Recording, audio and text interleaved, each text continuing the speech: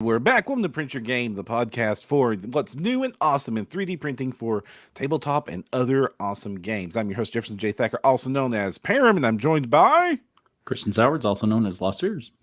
And today we have got a very special guest joining us, a luminary in the gaming 3D printing space, one of the founding fathers of the hobby, Miguel Zavala, also known as MZ4250. Miguel, thank you for coming onto the show. Hello, thanks for having me. Now, Miguel, before we get into all the awesomeness that you have done in helping facilitate this resin addiction, or I guess filament addiction long before that, for many of us and inspired us to go out and buy these horrible machines to tinker and craft with and fill up our hobby spaces, can you tell us a little bit of how you got into gaming to begin with? Okay. Yeah. So about when I was like 6 years old, so roughly around 33 years ago, um, right in the middle of the Satanic Panic in the 80s, uh, I got introduced to D&D in Sunday school because Nice. the kid who had to supervise all these kids was so bored and very into D&D and decided to run her own mini campaign uh, in the bowels of a very Baptist church. And yeah, I got introduced to D&D in Sunday school, and my first character was a fighter, and it was like a PG version of D&D first edition, so like wooden swords and all kinds of like very PG ways of how the monster like dies, and then he fell off a cliff, and that's it. That's all you know. Things That like is that, and amazing. so that's how I got introduced to D&D. And I played the various editions, as I grew up in high school, college, um, throughout my military career, 21 years Army. I would play in various campaigns whenever I would deploy. Two campaigns actually happened whenever we got back from uh, any missions when I was in Iraq. And yeah, D&D has just always been a way of just enjoying life, for better or for worse.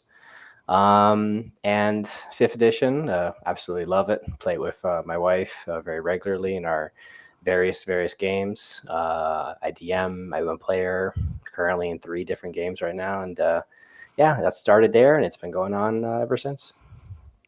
Awesome. Now, we do want to remind everybody that this is recorded live in front of a streaming audience. So if you are in any of our streaming services and have anything to say or questions for us, do get those asked and we will forward them on to our guests throughout the show. Now, Miguel, how did you go from, hey, fifth edition is pretty awesome, to I'm going to be one of the most prolific foundational 3D modelers in the hobby? Yeah, so it was about 7, almost 8 years ago, actually. Um, I was just working regular, quiet government office job.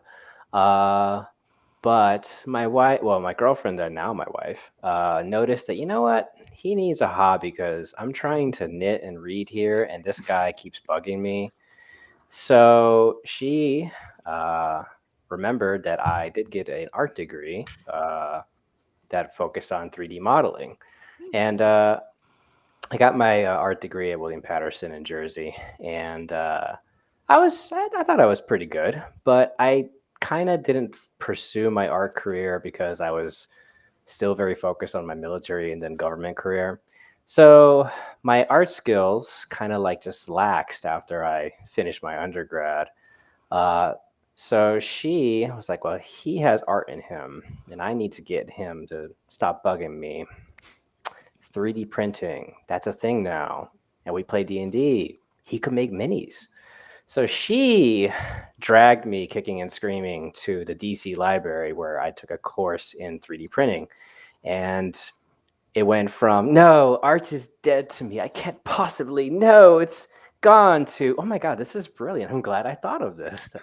And no, I'm kidding. Nice. But yeah, she introduced me to the world of 3D printing. My 3D modeling skills got rekindled, and the first thing that I designed was on Tinkercad, which is a very cute little website to make very simple things. And the first thing that I designed was this little black dragon that's literally just a bunch of ovals and circles and stuff. And I got it 3D printed at the DC library, and I posted it on Reddit, and Reddit absolutely loved it. So they said, "Oh, you should make more." And I was like, "You know what? I will make more." And so then I made a Blue Dragon, and then I got hooked, and I was like, "Okay, let me get my own 3D printer." So I got a printer bot Simple Metal. Rest in peace. Oh, I have had that printer. Yeah, it's a real piece of crap. Yeah. But you know what? It did the job. It printed the whole monster manual when I started doing that, because Reddit was like, "Hey, these are great. You should just keep going." And I was like, I'm going to do the whole monster manual. Why not? Let's just do it. Let me first see if anybody's ever done. Literally, no one's ever done this before. Okay, I guess it's me. I'll do it. So that's how that started about almost 8 years ago, where I just decided, you know what, let's do it. Start from letter A and let's go for it. And yeah, made the whole monster manual. It took about a year and a half, and 3D printing it on top of that with just a regular FDM printer. And yeah, it just blew up from there. Eventually, I got to all the other books. Wizards of the Coast initially actually took down all my stuff, but they were very nice when they realized that I wasn't trying to make a buck off of their stuff. I was just literally a fan who just wanted to 3D print minis, because some people don't have access to game shops, or sometimes things don't exist. So they were super, super nice when they realized that I wasn't trying to trying to compete with them, trying to like sell their IP. They were like, "Oh, okay, well then just post it on this site, not on that site, and don't sell anything that's literally our IP, and we're good." And that was it.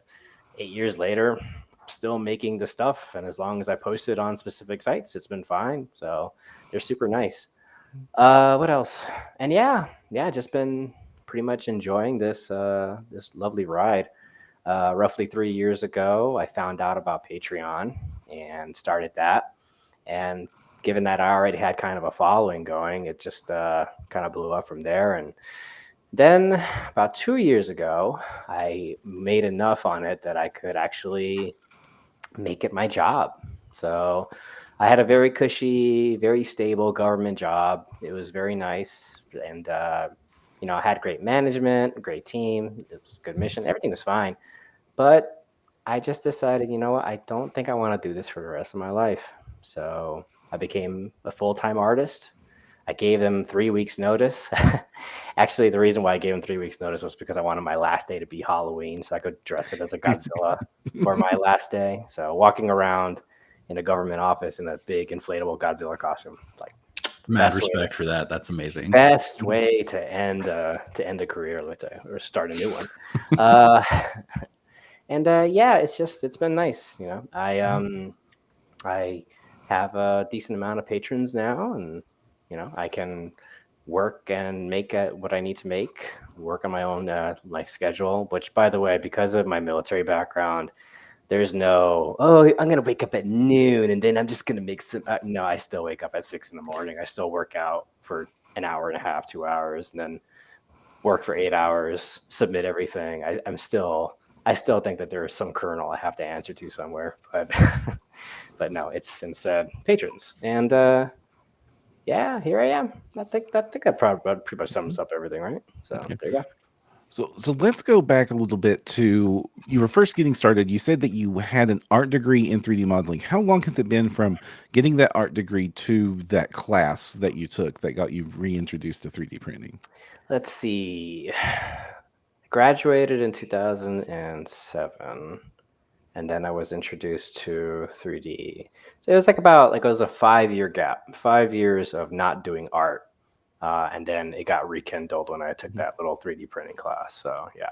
So how rusty were those skills, or was it just like getting on a bicycle? There's literally a bunch of ovals, so it was almost all gone. It took a lot of rekindling, but it eventually got back to me. I'd say it was like about 3 months of just modeling casually, and then I eventually started to get back into how things should look and stuff. And while I was still working a regular government job, I would 3D model when I like got home. Like I was a Mhm. very casual like thing where it's like I get home, let me crack open some wine. I'm gonna make a model real fast, like an hour or two later, and it's like, okay, I think I'm done. Go do something else. Like so, doing that process daily, almost like it eventually my skills like built up. If I was able to put in like an hour, 2 hours, it was able to get there. So it was nice. I mean, like just following your work from like those very first news articles back in 2015, when you first popped onto my radar, to some of the stuff you've been releasing like just this month on your Patreon, like massive growth in skills along that line. Not that they were terrible back then, but yeah, you've put in the hours to do 3D design since then. Yeah. Well, thanks. I appreciate it.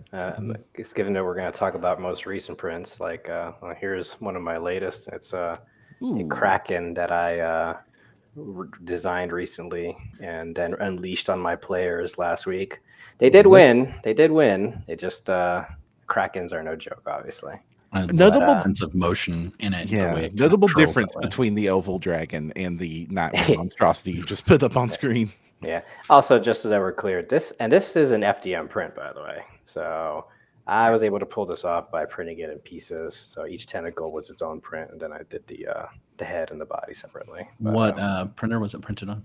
it was on a Prusa i3 MK3, and I'm pretty happy with how it came out. And that is something I want to get. When you first got started, you mentioned like there was nobody else that had done the monster manual. Like the files were few and far between. I think like even like Tom Tullis's Dragon Kickstarter had that kicked off yet, or do you predate even the Fat Dragon stuff? I don't know when Fat Dragon started. I know that there was somebody who was doing like terrain pieces. I know that there was a terrain piece person, and I know that there was a guy on Thingiverse that was like making like game pieces, but like the things you just mentioned, I'm not really sure. So my thing started at around 2012. So Oh wow, even earlier than I thought. yeah, and let's see. I keep forgetting what year it is. Roy, the pandemic. Am I right? Yeah. So it was like right around 2012 is when I started figuring all these things out. Yeah. And so printing technology back then was hobbyist is kind to recommend like how difficult the printers were to work with back then. What was it like in those early days and trying to get models designed that would print on FDM printers back then? Yeah. Oh, correction. It was 2014 was when this all started. 2014. But anyway, yeah. So that printer bot was it was a challenge to get things to actually stick on that board, then figuring out supports, and it was just a nightmare. That's why a lot of the things that I initially created, if they were humanoid, they were literally like this, like laying straight back on their backs. Maybe the stand would be printed later. Like they were very boring poses because it was all about actually succeeding in the print. So things were very difficult. Yeah, like rafts, things like that. It was just a pain. And then right around when Volo's Guide to Monsters came out, that's when I found out about resin printing and how that worked, and that just changed everything. As soon as I figured out, how resin printing worked, like that just unlocked a lot of things. Like I could actually pose things a little bit cooler, add a little more detail. It was pretty nice. So how much of your art now is designed for resin printers versus FDM printers? So whenever I design something, I always make sure that it can be printed in FDM. So I run it through an FDM slicer. I try to orient it so that way it's printed more easier. But I always make it clear, especially to my patrons, that like, while they can be printed in FDM, it's very hard to print in FDM. So the preference for me is to print things in resin, but I always have FDM in consideration whenever I make anything. So every dragon that I make, I always split it into pieces so you can print it in FDM, make sure it's easier. If it's a humanoid character, I'll try to orient it so that way, the best way to do it. But the preference is resin, but I'm trying to be considerate to those. And Here's the thing, like when it comes to FDM, I still prefer it for a lot of stuff. Like if I am gonna print a big fella like this Kraken, I prefer to print it in pieces in FDM. If I need an army of just dumb zombies, I don't want to waste resin on that. I'd rather just print them in FDM, and if they look kind of ugly, well, they're zombies. Who cares? So, so it's always it's not gonna go away anytime soon. Yeah, I had no idea. Like I got my first FDM printer this weekend for Christmas, and that was a rough learning curve moment until I really realized that it was just broken. And like for the longest time, I just felt I was stupid because resin printing for me was such an easy setup. I think about an hour before I was printing, and that was not the case with FDM. Just even setting up my machine and everything, and trying to troubleshoot it and everything. So hats off for starting this when that was the option, because I would have crumbled. And I want people listening to know, if you're having technical difficulties, take this man as an inspiration, because you can get there. It just it is disheartening if you don't have the experience and don't get it technically. So I am very admiring of that you did that. Yeah, if I can print the whole monster manual with a printer bot, simple metal, it can't be done. And it's just out of curiosity, what printer did you? Oh, I don't know if I should ask you. Which are you okay with dropping the brand down? I don't want to shame anything. I don't know, because it is a brand I have had problems before with. But the first time was totally my fault. This was actually just broken, so it was in Anycubic. I'll say that. I wanted a big one. Okay. And as Param has cautioned me before, I was thinking, well, I've got resin dialed in now, so I can just start on a big one for FDM, and that was probably a mistake. So, maybe it wasn't, because it was broken. So, like, literally, the extruder was broken, and there was just nothing I could do about that.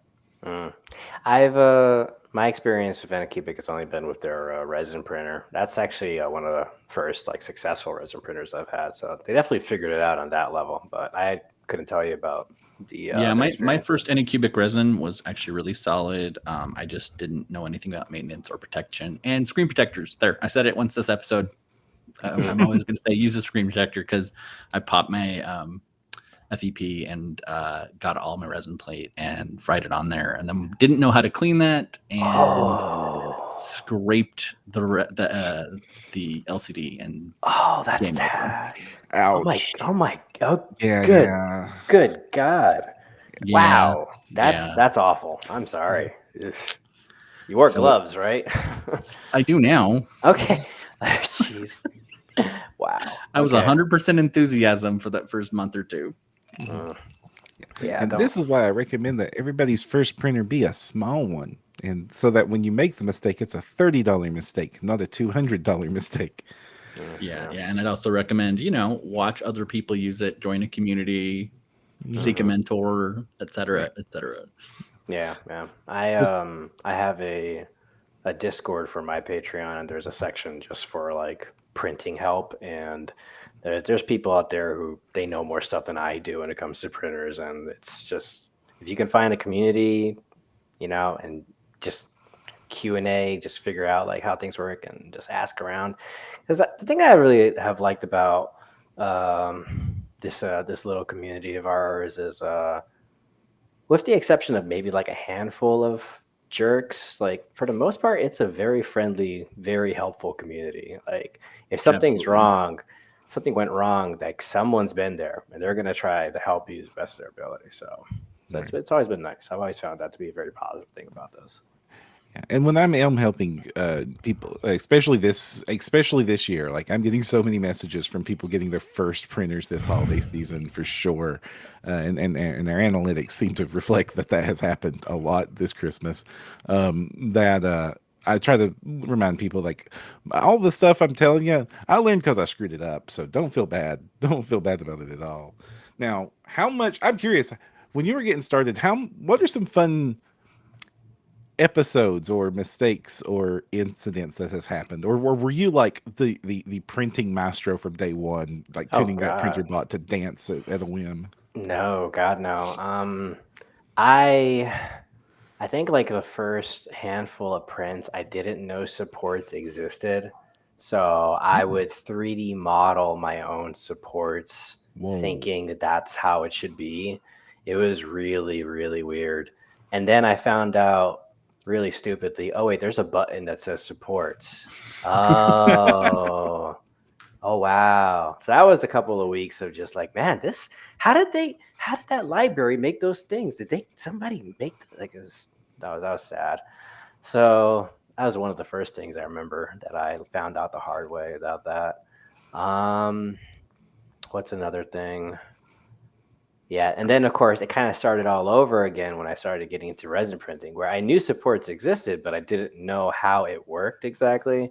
So there was a lot of first couple prints. There was like these creatures with like no elbows, and it's like, why is there no elbows here? I don't get it. I think, oh, it's supposed to touch. Oh, so there's a lot of that. For the printer bot, given it's a company that doesn't exist anymore, I don't feel bad about talking bad about it. No, I'm kidding. May it rest in peace. Every like 6 months, a part needed to be replaced. And like this is something that I didn't think was like a thing. Like whenever you buy a machine, it's like it's a machine, it works. The end. Call it a day. But no, like tinkering suddenly became a thing that I had to get into. So there was that. And then when I got into resin printing, like it happened again. Like sometimes pieces needed to be replaced and stuff. And I'm not just talking about the like FEP sheets. I mean like screens and like LCD screens and things like that. Stuff I never thought I would ever like have to do. And all of a sudden I'm figuring out how to work with motherboards, and it's like, wow, like I never thought that I would see that happen, but here it is. So, but yeah. The price of being an early adopter.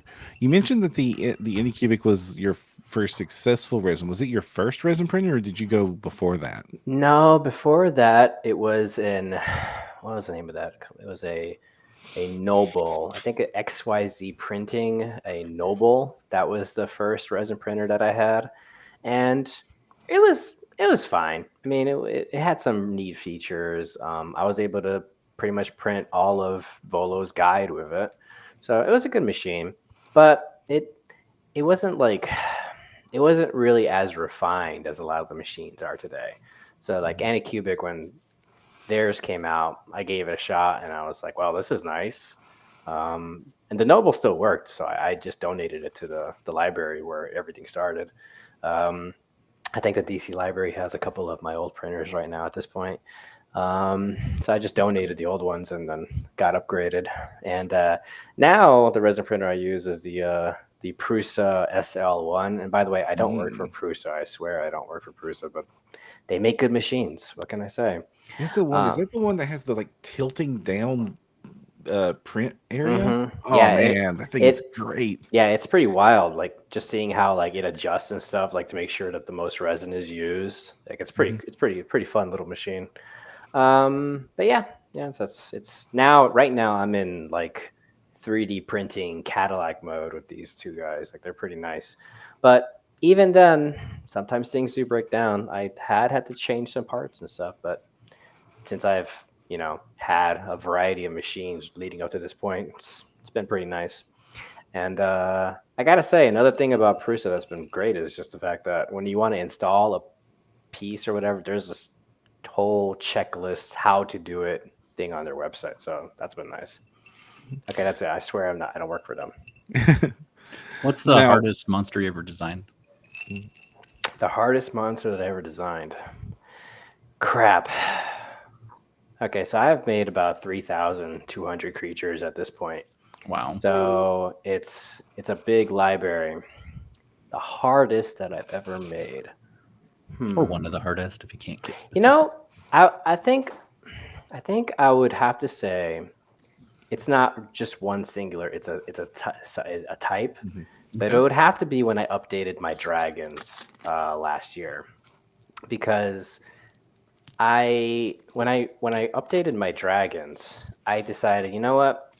I shouldn't just make one and then just shrink it down to like wormling, adult, young, ancient. Like that's lame. I should probably make different poses And oh, there should be flying versions because sometimes people want them to be flying instead.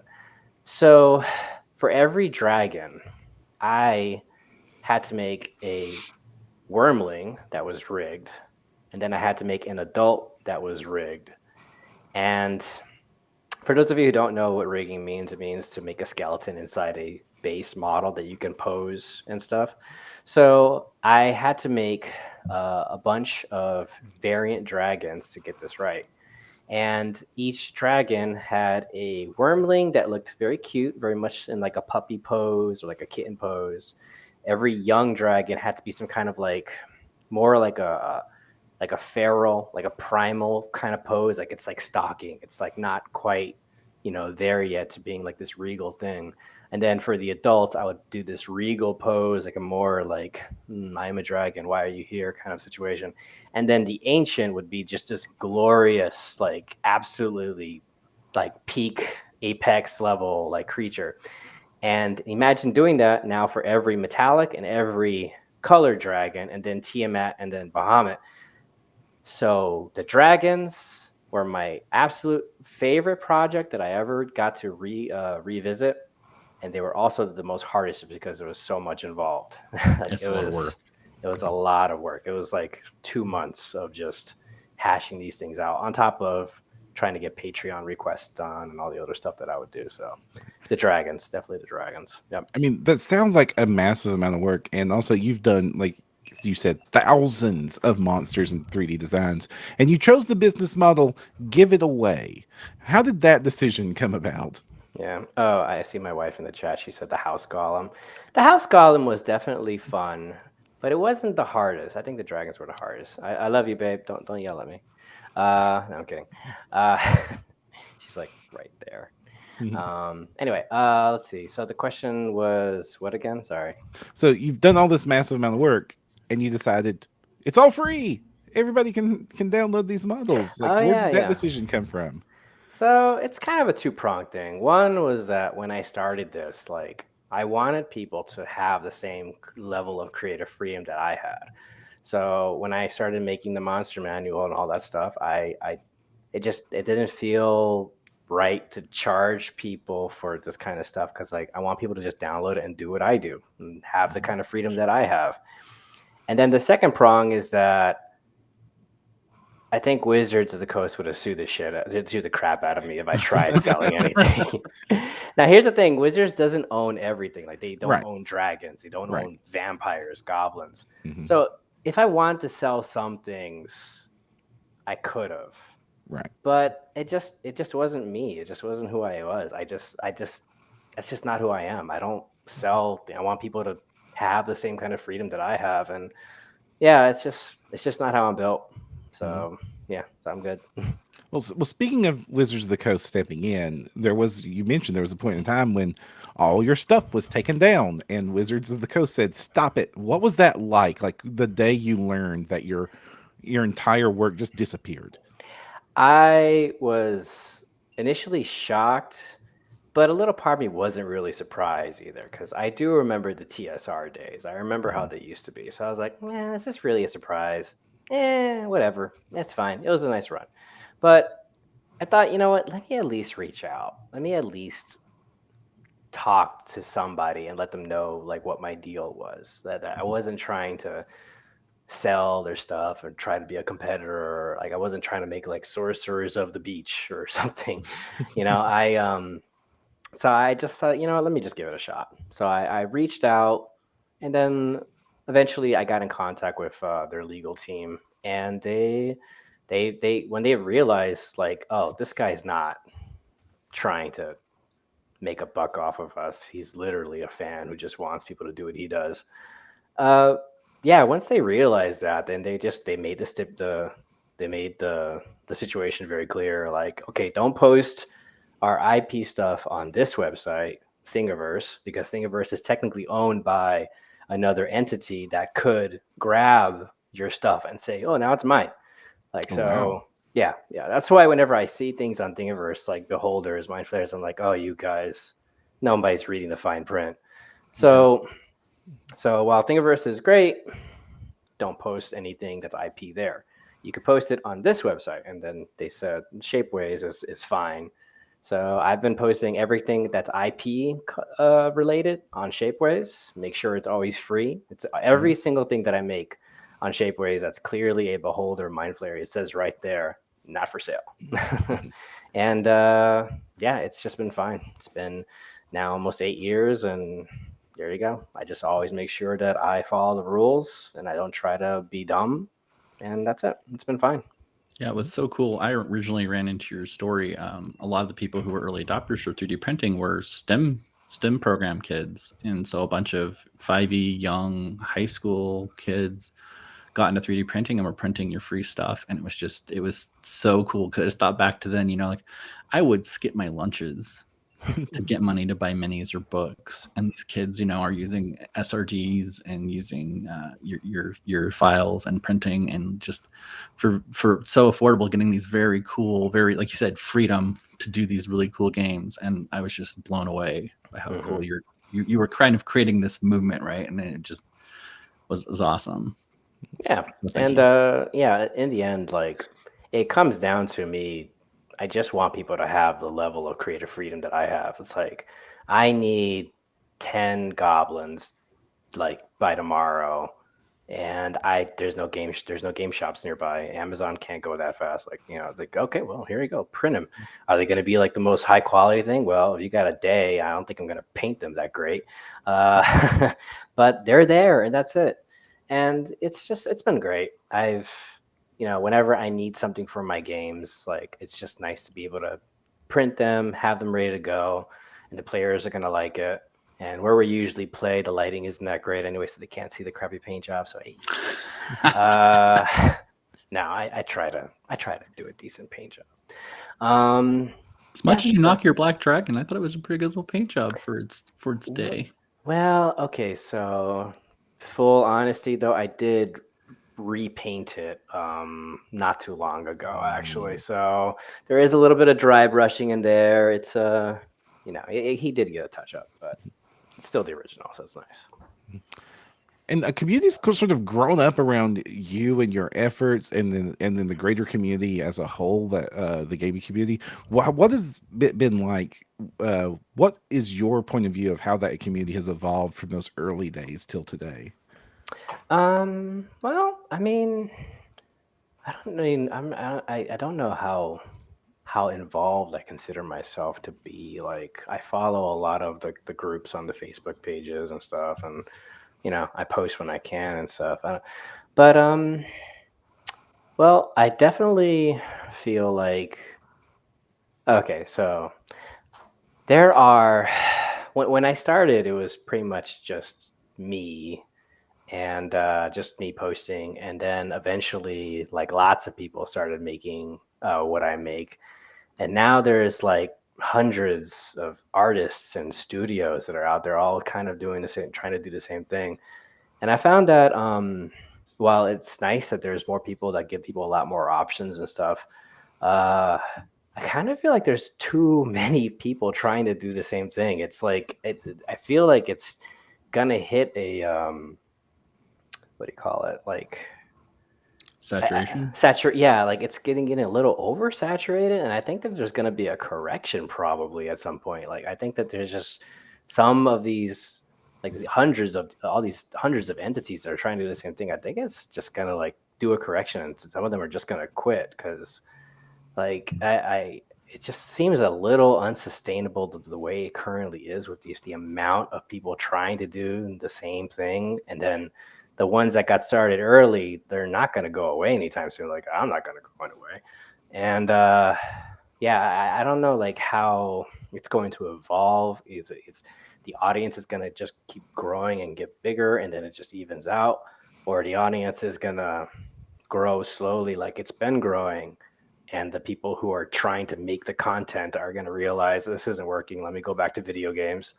So I don't know. It's gotten so much bigger in so many ways that I don't know where it's gonna go, but it is getting bigger, and people are making lives off of it. So looks like it's gonna be. I don't know how good it's gonna be, but it's still gonna be good. So there's that. Yeah. And do you think, especially the last couple of years with resin, do you think like your potential audience has grown massively too? People looking to get these models to print? I think so.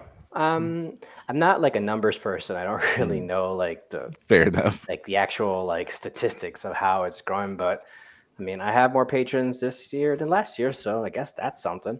Um, but yeah, I think it's definitely going to be growing. I mean, Yeah. people they see what you can create in 3D printing, and it's just never.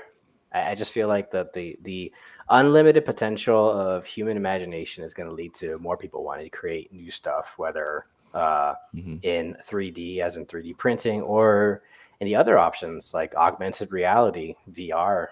Those are options that are out there too. A couple of my patrons actually do have their own augmented reality apps where they just use my models. So it's a lot of stuff out there. Speaking of, I think I've seen like some of your models on like Tabletop Simulator and stuff, or like they show up all over the place. Yeah, yeah.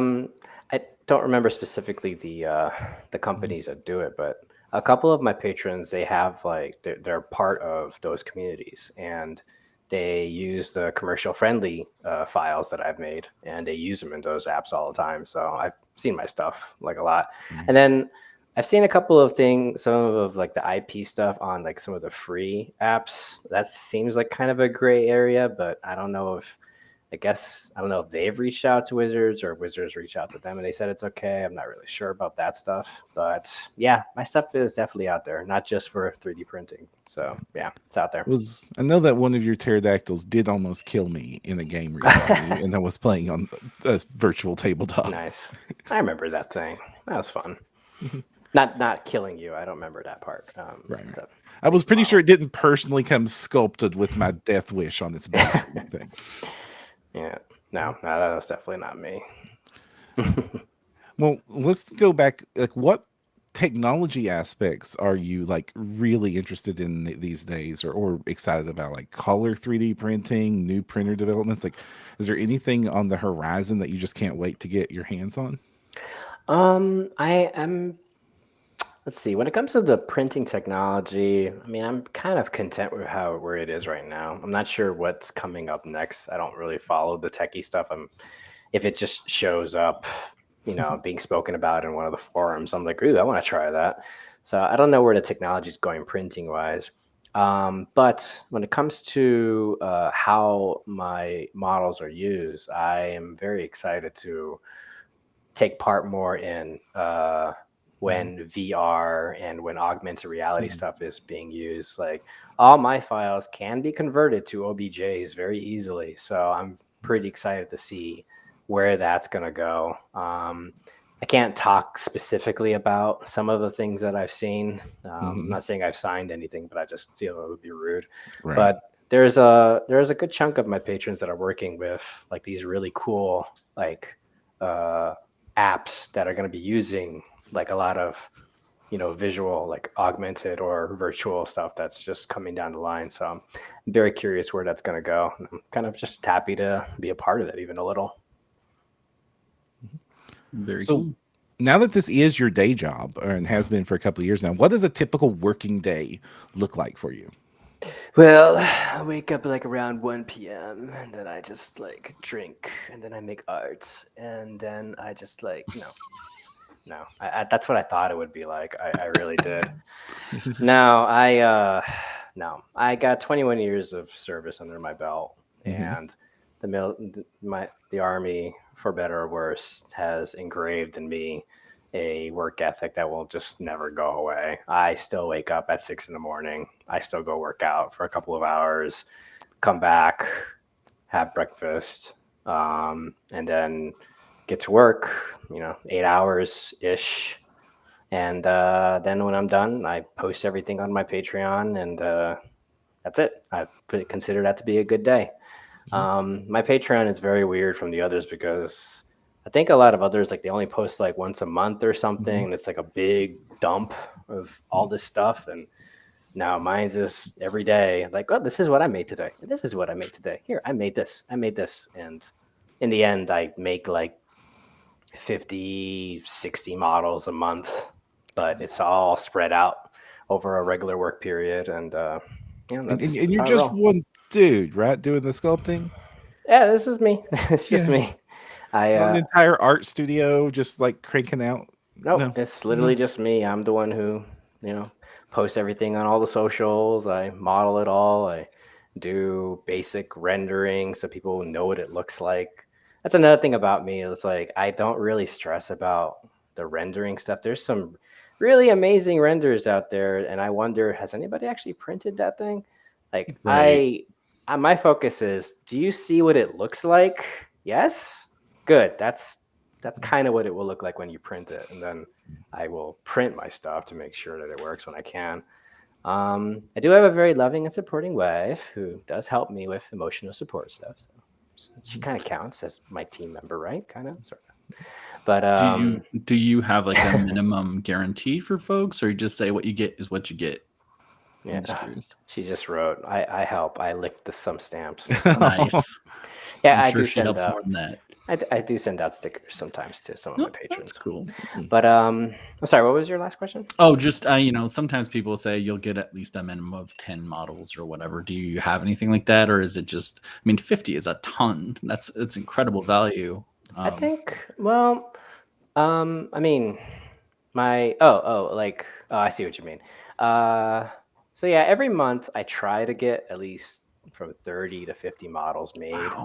Wow. When people sign up to my Patreon, it's really more about supporting the artist because my stuff's free. It's out there. Right. You don't. Right. There's no gimmick there.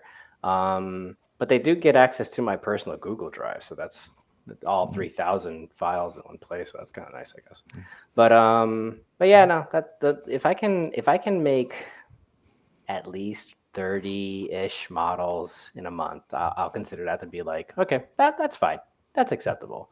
If on a work day, if I can get 3 models done that are like okay, maybe they're just remixes of stuff I've made already, because a lot of the requests that I get, sometimes there's stuff that's like, I kind of made that already. Let me just, okay, axe instead of a warhammer. Okay, you're done. But sometimes I'll get stuff that's really, really out there, like it's like really Cthulhu-esque HP Lovecraft stuff, and it's like, this is gonna take all day. Let me just okay, crack. Let's do this. So that's like my minimum is like, if it's gonna be, if I can make 3 models, nice. But if I can make something that's like Really cool. really, really cool, that's also what I would consider like a good day. So yeah, it's been a ride. So how do you decide what you do make if you're producing this much? I mean, that's how do you know what to make? And you've made the entire monster manual. You've made all of Volos. Like Yeah. how do you keep cranking them out 60 a month? Well, yeah. So usually what I do is, well, when I started, I just picked the D&D book and I just tackled it, and I just went by whatever was out. So Mordenkainen's, Volos, like I've done a lot of the books. But recently, well, not recently, it's been about a year now. When I finish a book, I would make a poll, and my patrons would vote on whatever comes next. So one of the last books that I finished was what was it? Was it Rime of the Frost Maiden? No, one of the last books that I finished was Descent into Avernus, and that was fun. I loved working on the vehicles. So those were so much fun. I actually printed the demon grinder. It's too late. I'm not gonna go around and grab it. But after I finished that, I remember I put on the poll like all the books that are out or revisiting the monster manual, and that was like, oh, he needs to revisit them, and it made so much sense too. Like at the time, I was like, do they really want me to just retouch my old stuff? But like those things are used like the most, like they are used more than almost any other creature. So like it made a lot of sense. So yeah, that was the last time that was voted on, was updating the monster manual, and I have no regrets. It was great.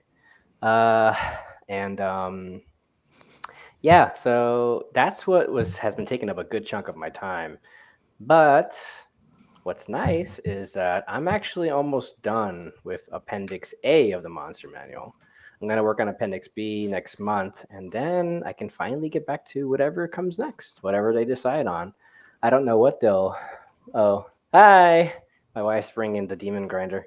Nice. I remember seeing this when Thank you you, all were baby. talking about it. Oh I my love you. gosh. Yeah. So yeah, I printed this guy. It's got the chain, Wow. chain, and yeah, this is so my descent into Avernus campaign. They're kind of on a break right now because of the holidays and all the craziness. But this is currently like the group's vehicle. So like this is their Enterprise. This is their Firefly. So it's this bad boy right here. And Wow. this was That's- this was an FDM. Yeah, Obviously, it's got a lot of mobility though. I like that. Like it. Oh yeah, there- yeah. Yeah. Actually, so what's crazy about this guy is so yeah, he all the wheels move. Yeah, Yeah, that's yeah. sweet. Well So- done. So what's crazy about this guy is initially I designed just this as is, like nothing, just the static model. But one of my patrons has an engineering background. And when they saw this, they're like, I gotta make this like a functional vehicle. And they did that. Like they took my initial file and then they like unlocked their CAD stuff, whatever the hell, I don't know what they do. But they actually made this into like a functional vehicle. And I was so surprised. I was so wowed by that I had to print it. So it was pretty wild. Speaking of CAD stuff, Dark Horse in the chat is asking what software you use to do your modeling. Oh, I use Blender. I'm still using an older version of Blender 2.79, and the only reason why I don't upgrade is because if it ain't broke, I've played with the new versions and I found that the UI is like almost completely different in a lot of ways. And it's like, I don't really need to relearn a program just to do the stuff that my 0.1 could make. So, I'm still working on the old one because, I'm 3D modeling things for 3D printing. I'm not animating. I'm not rendering. So it seems kind of silly. Seems kind of silly to go crazy. But Blender is what I use. It's free and it's great. It's all that you need for making what I make and then some. And there's actually like a lot of impressive like animation capabilities in the latest version. So like if you don't want to just 3D model and like want to do other stuff, like it's great. And it's free. It's free. So it's great. I'm Nice. constantly impressed with like Blender and its community support, and like people just like mention a feature and then like 2 months later it's being added to the next release revision. Yeah, no. I mean, I've never had any interaction with like the Blender team themselves, but I probably should post something on their Reddit because I've been using it for so long. But I'm yeah, pretty sure you're one of the major driving forces to people wanting to learn it, though. I have no idea. I'll take your word for it. But yeah, If we have a little, sorry, go ahead. Oh no, it's been a wild ride, just learning it and then continuing to learn little things here and there. So it's nice. See, another Also- question we've got from Go ahead. chat is from T Grandom, who's would like to know more about D&D in the military and how popular it was and where you play, etc. Well, last I heard, it's still very popular, but yeah. So pretty much every time I deployed like to Iraq or whenever like there was a different kind of deployment, we would go on our missions, whether it be on patrol or holding down some various points on the countryside. And when we would come back, it was one of the best ways to just decompress. That little bit of escapism in some of the most like difficult times of your entire life really, really helps. And I remember I DM'd a couple of campaigns during my deployments and was a player in a couple, and it's nice. It's really important, I feel, also just to help with coping with, again, it's probably some of the worst points in your entire life. So it really does help a lot. So that's been my experience with it. Where it's just really, really helpful. And Did you just play in your bunk, or where did you play? let's see. So my second deployment, we kind of like stayed in like this like little, I wouldn't say it's a tent city, like stayed in these like metal trailers and stuff, and we would just all gather in one of them and make sure that it was at least close to one of the big concrete walls that would protect us from the mortar fire. So yeah, just playing in our various little mini barracks or whatnot. Yeah. And then I remember in my first deployment, we were stationed in southeast Baghdad, not far from Sadr City, and we would pick like one of like the little like break rooms inside like an actual barracks that we had. I remember I would run a campaign there, and yeah, I remember those things. Yeah. I feel hardcore when I go like 12 hours, but dodging mortar fire during a game, that's intense. I don't remember specifically moments when a game was interrupted because of mortar fire, but it wouldn't surprise me either if it did, because it was like a daily occurrence. So yeah. Wow. Oh well. Well, on a slightly lighter note, Dark Horse is wanting to know any recommended printers for somebody getting started. Yeah. Now I remember, was it that one dark night in 2003 when no, I'm kidding. No, I'm not gonna get into war stories. Actually, 2004 was my deployment. Let's see, recommended printers. Okay, so me personally, I love everything that Prusa creates. So an FDM printer, the Prusa i3 MK3 is a really good machine. It's one of those rare instances where you buy a thing and it just works when you set it up. Like it felt so strange when this all started, where you would get a machine and it wouldn't work. It's like, here's a car. Oh, by the way, the engine doesn't actually like do anything. You're gonna have to figure that out. Okay, bye. It's like, what? Like, so that's kind of how it is. But this machine, the machines that Prusa makes, like they're ready to go. It's pretty great. Resin wise, I recommend the SL1 from Prusa, but Anycubic, they do really good resin printers too. Elegoo, by the way, funny name for a company, Elegoo, because they make things that use goo. But Elegoo is also a really good one as well. I highly recommend that.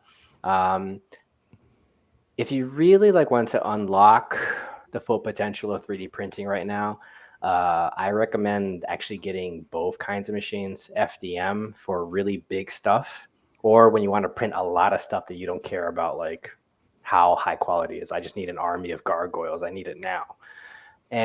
But resin for the really high quality stuff, like maybe the player characters, like specific PCs that they're going to be looking at all the time.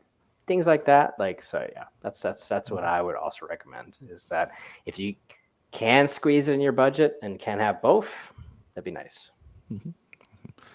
All right, so we are coming in on time. Where can people find more about you and support you? On Patreon, I'm MZ4250, and I am MZ4250 pretty much everywhere, Twitter and Instagram, and I'm trying TikTok right now, but I'm not quite getting it. I'm trying though. I feel like such an old man. It's like, should I wear like yoga pants when I post here? I don't know what's going on. But yeah, you're supposed to do something with a ring light. Yeah, exactly. But yeah, I'm MZ4250 pretty much everywhere. And in case anybody ever wonders why MZ4250, it's my initials and it's 4 random numbers. I didn't think it would be a thing in the future. I was like, I just need 4 numbers. And then eventually I got big and I'm like, well, I can't change it now. So maybe I'll come up with a sexy story for 4250 someday, but right now it's my username and just ended up that way. Yeah. And what kind of cool benefits or reasons would somebody like to join your Patreon besides making sure you keep making these awesome models every month? I mean, that's kind of it. That's the main reason, is to, support the artist as he keeps making free stuff. I think I'm here in Google Drive 3,000 some odd files. True. That's Yeah. So the main reason is to support the artist, but I do give my patrons little perks, like they have access to my personal Google Drive that has all my stuff in one spot. So Mhm. that would obviously save you a lot of time instead of downloading 3,200 things individually. So Mhm. there's that. There's a Discord. There's a request board where people can put literally anything, and I will make it. It'll take a while because I am focused on making, Mhm. creatures from the D&D books and stuff, but I will get to it. There's commercial options too. I do give people permission to sell some of the stuff that's safe. So Mhm. there's about 1,600 models that I've made that are safe for commercial use. So they get my permission for that too. And I think that's about it. That's basically it in a nutshell. The majority of people that they go on, it's because they want to support the artist, and then they stay on because it's nice. At least Nice. they've told me it's nice. So there you go. Oh, my wife just wrote, yes, once a month there is a 3D printing and painting Mhm. competition where people will post from my works their best pieces, and then the winner will get a custom model by me. Ooh, And that's a nice prize. yeah, so the winner, the first place is gonna gets a like actual printed painted mini by me, and then I ship it. And then the two runner-ups, they get models that are made by me that are whatever they want. And then everybody else gets a sticker that my wife designed. So it's nice. And she's commenting. Yeah, the request board. I said the request board. Gosh, I am not good at selling myself, guys. I am not. There's studios that have like somebody who does Social media ads and all social day. media. Yeah. I have not. Mhm. I don't have any ads. It's just me. I'll try to sell myself, and I'm just like, hi, I'm nice, kinda, sorta. Hey, you I got a love supportive you. wife. That's amazing. Yeah. Well, yeah. and as a pseudo representative, I am very glad that you are making all these awesome models and giving options out there. Like, especially in a world that is becoming more and more filled with premium options. The fact that there is this massive library for uh, people to just go in and print and have access to and play the games and remix off of is super important. I do a lot of work in impoverished communities and stuff. So the fact that you were able to do this and that you did decide to make this a free resource for the community, mad respect for that. Yeah, seriously. Hmm. Very cool. I do what I do. And everyone, thank you so much for joining us for another episode of Print Your Games. If you want to follow us, you can go to printyourgames.com. If you want to subscribe to the podcast, we are on Spotify, iTunes, Google, all the things. And if we aren't somewhere you expect us to, message me and I'll make sure we get on there too. You can support us by dropping us a like, a subscribe, or whatever the current button is on wherever you saw this. 5-star reviews on iTunes are always wonderful. Thank you for the few we've been getting in. We appreciate those. And if you have any questions, you can contact us at podcast@printyourgames.com. And of course, comment and anywhere and chat. We also just launched our Discord server. So if you would like I was to join wondering and if you were chat going to with say us, it. you can go to discord.printyourgames.com and join us there, and we will be happy to chat with you anytime. We even have a little printing support area to answer any questions, though it sounds like Miguel's is probably the better Discord to Way get better, into, so go probably. support that Patreon and join that one. That would be great, too. It's a very fun community. There's a Mhm. lot of very weird inside jokes, but it's been great. So yeah, highly recommend it. All right. We will see you all next time. Miguel, thank you so much for joining us again. And until next time, remember to print all the minis.